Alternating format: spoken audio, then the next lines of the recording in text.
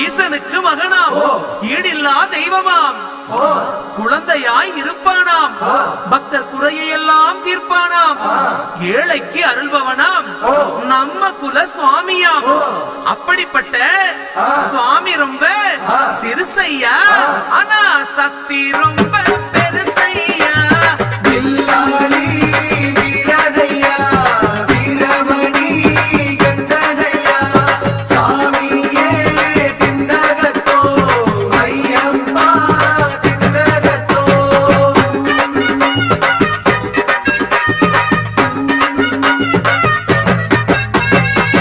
அச்சங்கோவில் அரசன் என்போம், ஆரியங்காவு ஐயன் என்போம், குலத்துப்புழை பாலன் என்போம், எரிமேலி ஸ்ரீதர்ம சாஸ்தாவென்போம், சொரிமுத்து ஐயனார் அப்பன் என்போம், ஜோதிச ரூபன் என்போம், மகர்ஷி மர்தன் என்போம்.